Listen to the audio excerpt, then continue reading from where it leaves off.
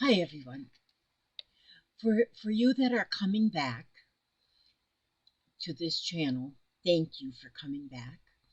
Um, I had made about a dozen videos on this channel, and then one day I just went into one of my deep dark places, and I just thought, oh, I'm just going to erase all these videos, and I did. I just deleted all of them, and that's just kind of how I roll sometimes.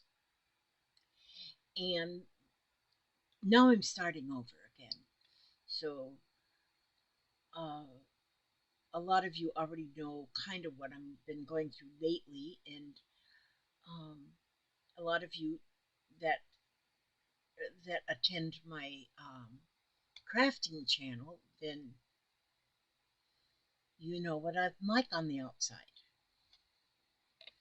And so, on the outside, one of the things that is hard to understand, I think sometimes, is that when this channel, um, see how I see squirrels all the time. This channel is meant to be about emotions. I want this channel to be about emotions, about depression, um, especially if you're going through some sort of a depression, if you have been living with depression. um,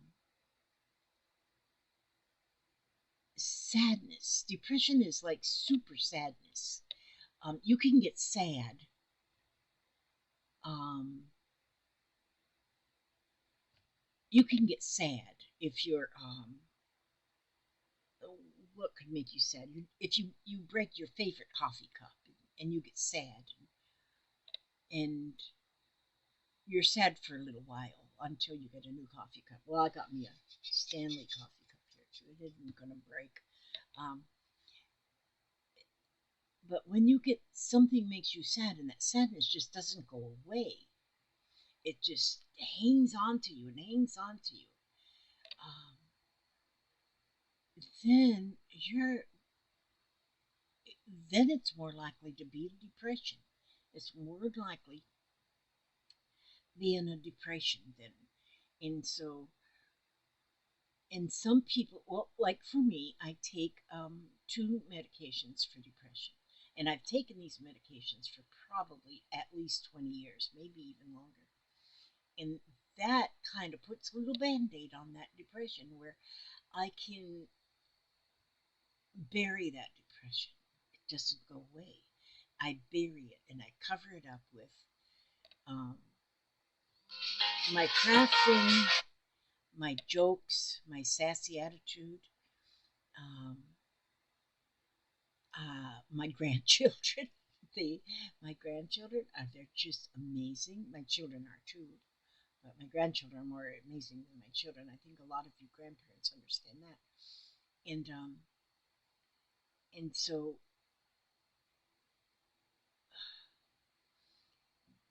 but your depression, I think, if you've got chronic depression, it doesn't really go away, but you learn how to live above it.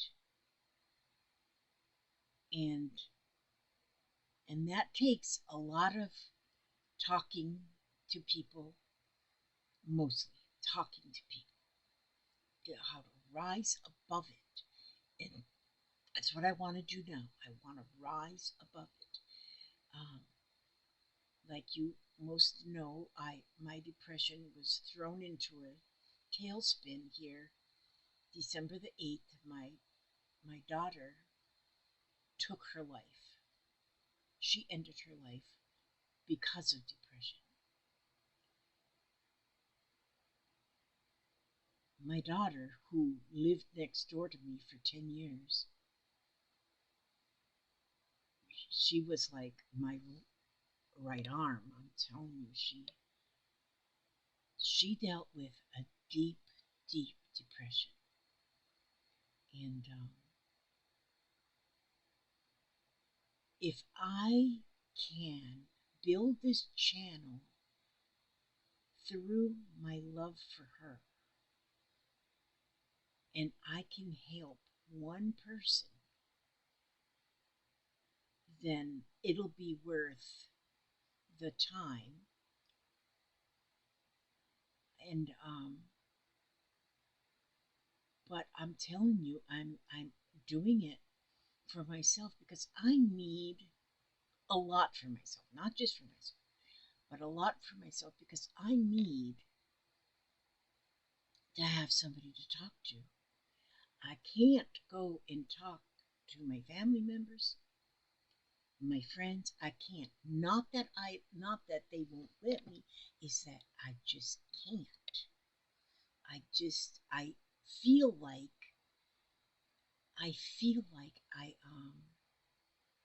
like they're going to think I need to just get over it. They're going to think they're going to think things that may not be what they're thinking at all, but I got it all figured out in my head now that they're going to think that, so I'm not going to worry them with things. So I'm just going to worry y'all. I'm just going to talk to all of you, But I was watching a show, watching a channel. This girl was talking about the inner child. You ever thought about your inner child? I even have a doll that I represent to myself as my inner child. And a friend sent me this doll one time. I gotta put this over here. A friend sent me this doll, and I said, "Wow, that's me right there. This is an old doll, and she's got stains on her apron. She's got an apron, stains on her clothes. Her hair is all in a mess. And when I got that doll, it's like I put this little jewelry on her. It's actually an earring, but it fits her for a necklace. When I got this little doll, I looked at her and I said, that's me. That's me right there. Because I've thought a lot about my inner child. And I thought, this is me. This is what I think my inner child would look like. With the hair all rumpled up and her clothes all stained. And she likes her little cape here, though. That keeps her cozy. I don't know if you've ever wrapped in a blanket, but you wrap up in a blanket and you feel all cozy. Well, this is my inner child right here. And so your inner child is an unconscious part of who you are. And so you never you who you were as a child doesn't go away. It just goes deep inside of you, and you protect her. You protect her as much as you can, especially if she needed protection when she was a child, but you weren't able to protect her. Now I can look back at my inner child and I can protect her now, if that makes any sense to you. You were once a child, and that piece of you still lives inside of you. Yep, that's what I just said. Okay. You may have learned to internalize negativity. And so I am a positive thinker. And I want everybody around me to think positive. I don't like negativity around me. And I think that might because I was raised in a negative environment. And I didn't like that. I didn't like that. And so there is sometimes that you almost want to be negative.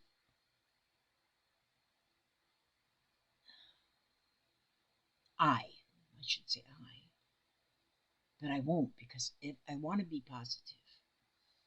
And so you internalize negativity. You may believe you deserve to be treated poorly. And so then when somebody treats you with love, then you think, I don't deserve this. I am not worthy. Oh, I have thought that many times. I do not deserve this. I am not worthy. And and like on my other channel, I have something like 8,000 subscribers or something. And sometimes people will say to me, well, you've got 8,000 subscribers. I don't know why. I don't deserve them. I think that in my head. I don't say it, but I think that in my head. And I think I'm not worthy. And so, because you feel like you deserve to be treated poorly. I know I was treated poorly as a child, as a young child. And for a long time, I tried to tell myself, no, it's just all in your head. You weren't treated poorly. It's just all in your head. But you know the truth of the matter is I was treated poorly. I was treated poorly. And so I need to get that out of my head now. I didn't deserve to be treated poorly then, and I don't deserve to be treated poorly now. In this way, your inner child may become wounded. So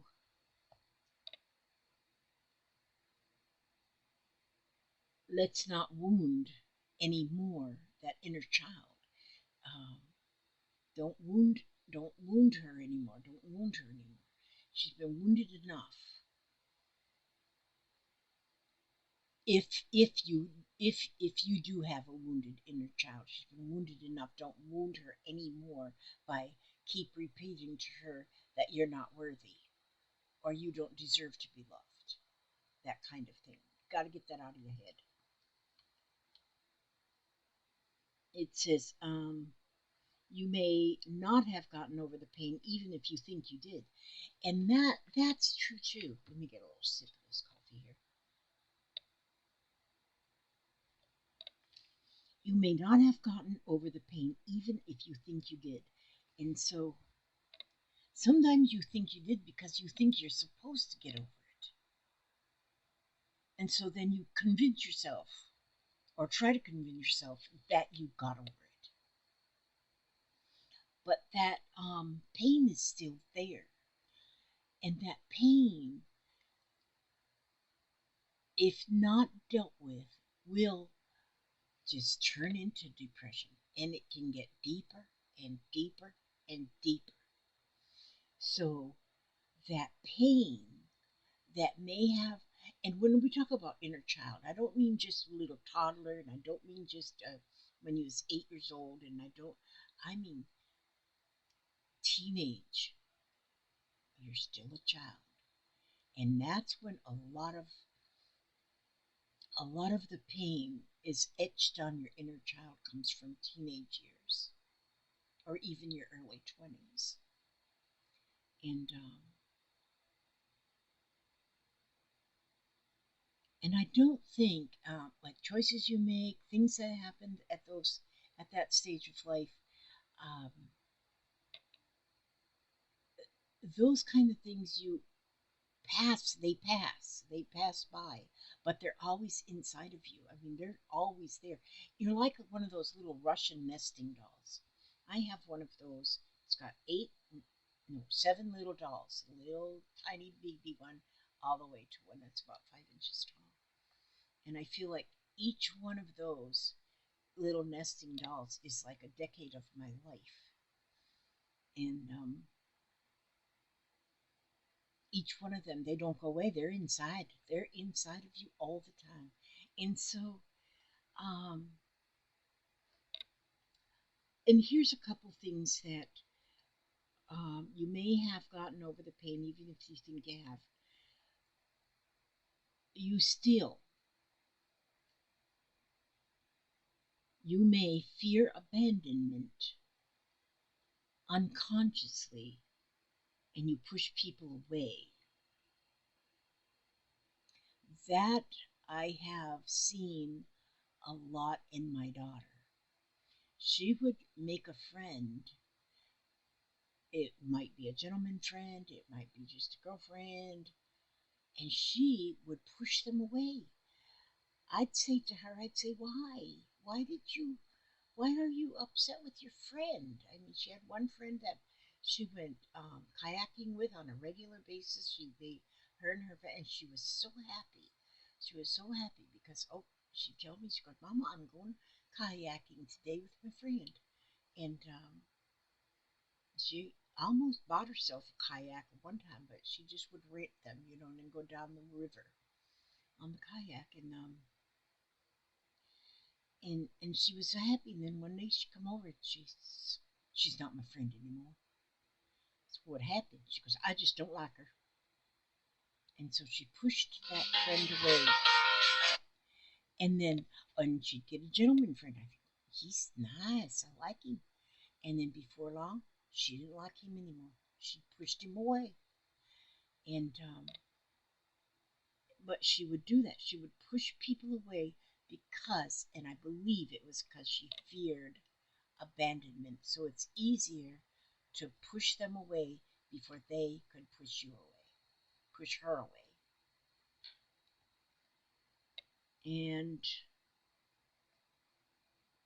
you have inappropriate feelings of guilt. That is when you're thinking, this must somehow be my fault. And I have felt a lot of that with my daughter taking her life. Your uncle is attempting to reach you on your cellular device. Oh, I had to put you on hold there for a minute because my uncle Henry, not Henry, that's my other uncle, Uncle David called. My uncle is 10 years and 2 days older than I am, and at one time, me and my uncle rode the same school bus up there in Esco, Minnesota.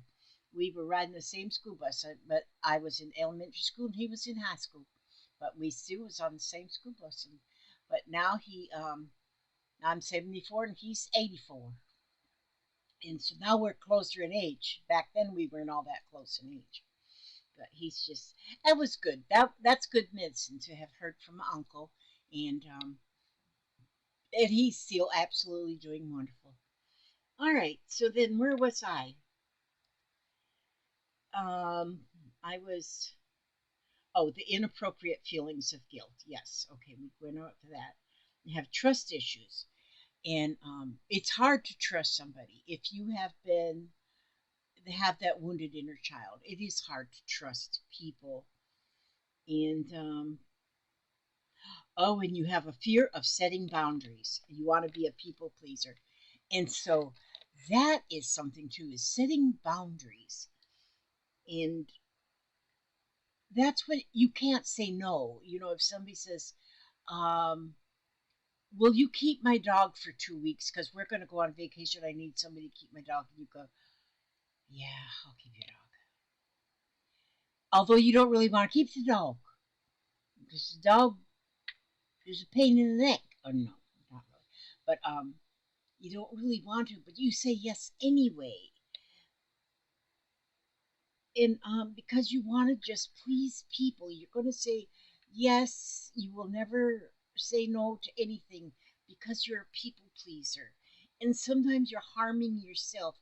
You're causing more wounds to your inner self when you do things just because you think that it's just better if you do things for people or something. I don't know. But let's see. You get angry easily. Do you get angry easily? When I first heard that, I thought, no, I'm not one that gets angry. I don't get angry. I'm not an angry person. And then, but you know what? I got thinking about that, and I think, but I do sometimes get angry about something, but I hold it in. I hold it inside of me. I don't let that anger out. And so, and I got to thinking about before my daughter died, and some of the problems that would cause me to actually be angry inside, but I didn't share my feelings, because you can share even anger feelings without screaming and yelling. Anger doesn't mean just screaming and yelling. Anger, you're allowed to be angry. You're allowed for things to be angry.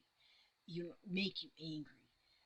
But it doesn't mean that you don't have to scream and yell and holler and such as that to see. I have a problem putting things into words, but I think you may understand what I'm saying even still. And hmm, okay, and then number 6 says you have trouble letting things go. That is one of my biggest problems. It's letting things go. Um, and hmm, I have made some poor choices in my younger days. In my younger days, I've made some bad choices. And I've made some bad choices. And I guess what I do is I keep beating myself up for those bad choices that I made back when I was 20 years old. I keep beating myself up, and I'm 74 now. And I need to let go of those things and stop beating myself up. I need to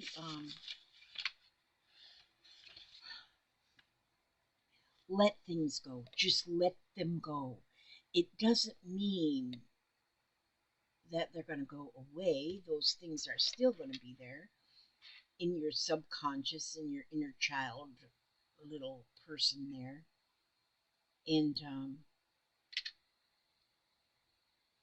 but the thing is to learn how to just let go of it and don't let it haunt you. You're not a haunted house. Your body is a temple, not a haunted house. And so you got to not let it be a haunted house. Let it be that temple and take care of that. Okay, I'm going to let that be it for today. Hopefully I can go back and start making some more videos and share. I want to share what I learn. That's what I want to do. I want to, as I learn how to deal with myself and my inner issues, I want to share them with you. When I start understanding things that went on with my daughter, I want to share them with you, because then maybe something I say can help you understand you. And when I talk about, see, this is something I should have really thought more about when my daughter was struggling, not just after she gave up. If I'd known some of these things while she was struggling,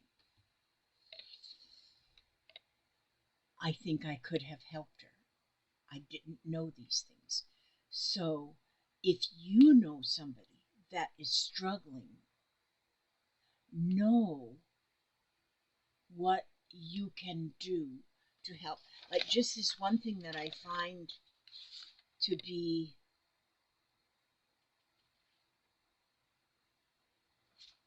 what did I I had something in here. When you're listening to some, Oh, here where you know, you say to a friend that you think might be struggling with something, and you say to her, "How are you?" or him, and then she or he says, "Oh, I'm fine."